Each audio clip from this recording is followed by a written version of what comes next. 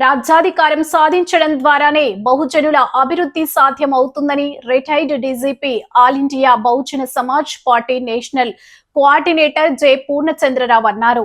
ఆనంద్ కళా కేంద్రంలో బీసీ చైతన్య వేదిక వీరవల్లి శ్రీనివాస్ అధ్యక్షతన సర్దార్ గౌతులచ్చన్న 117వ జయంతి వేడుకలు నిర్వహించారు.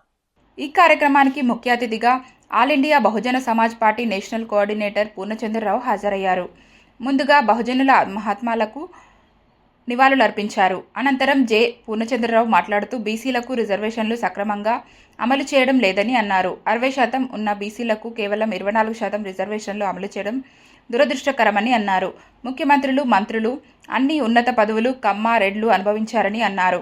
అనుభవించినది ఇక చాలని, ఇకపై బీసీ, ఎస్సీ, ఎస్టీ, మైనార్టీలకు అవకాశాలు రావాలంటే బహుజనులు రాజ్యాధికారం సాధించే దిశగా ఆలోచించాలని పిలుపు ఇచ్చారు. బీసీ సంఘం నాయకులు మార్గాని నాగేశ్వరరావు, జనసేన పార్టీ నాయకులు అనుశ్రీ సత్యనారాయణ, మాజీ గౌడ, శెట్టిబలచ సంఘం చైర్మన్ పాలిక శ్రీను, గుత్తుల సత్యనారాయణ, బుల్లి, కె సంజీవరావు, పితాని కుటుంబరావు, బూడిద శరత్ కుమార్, పోట్లూరి దేవి, కండవల్లి లక్ష్మి, బహుజన సంఘాల మహిళలు, నాయకులు తదితరులు పాల్గొన్నారు.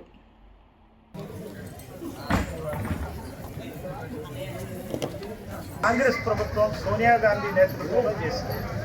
వాళ్ళు అంతే ఎస్ఈసిసి సర్వే అని చేసి, సోషియో ఎకనామిక్ సర్వే అని చేసి 45 లక్షల కులాలు ఉన్నట్టుగా తేల్చారు. నాకు చెప్పండి, ఏ ఊళ్ళో అయినా 10-15 కులాల కంటే ఎక్కువ, ఏ నియోజకవర్గంలో అయినా 20-30 కులాల కంటే ఎక్కువ, ఏ రాష్ట్రంలో అయినా 200 కులాల కంటే ఎక్కువ. అంటే మొత్తం మీద కలిపి ప్రతి రాష్ట్రానికి, ప్రతి కులానికి ఒక గ్రూప్ కింద ఒక కోడ్ ఉంది. ఒక్కొక్క కులానికి బీసీఏ సీరియల్ నెంబర్ 1 అంటే ఒక కులం, సీరియల్ నెంబర్ 2 అంటే ఇంకొక కులం. ఆ కులం యొక్క పర్యాయ పదాలు కానీ లేకపోతే ఇంటి పేర్లు కానీ ఏమి చెప్పినా సరే ఒకదాని కింద రికార్డు. ఇప్పుడు అసలు బ్రాహ్మిన్సే చూసుకున్నాం. బ్రాహ్మిన్ కులాలు ఎన్నని చెప్తారు? వైష్ణవులు అంటారు, శైవులు అంటారు, నియోగులు అంటారు, నానా రకాలైన పేర్లు చెప్తారు. కొంతమంది చత్పవన బ్రాహ్మణులు అంటారు. ఇప్పుడు ఆర్ఎస్ఎస్ నడిపే చత్పవన బ్రాహ్మణులు. ఇక్కడ బ్రాహ్మణులు వేరు, ఉత్తరాది బ్రాహ్మణులు వేరు. సో ప్రతి వాళ్ళు వాళ్ళ గోత్రాలు వేరు. ఆ రకంగా రికార్డ్ చేస్తే లక్షల కొలది కులాలు ఉంటాయి. అంటే ఏం చేస్తున్నట్టు, మేము కులగడం చేస్తున్నామని చెప్పి మోసం చేయడం. అంటే ప్రజలు లాభం లేని పని చేస్తున్నారు. దీనికి వేల కోట్ల రూపాయల ఖర్చు పెడుతున్నారు. ఎవరి కోసం చెప్పండి ఖర్చు చేసింది? అంటే ప్రజల్ని మభ్యపెట్టడానికి, బీసీని మభ్యపెట్టడానికి.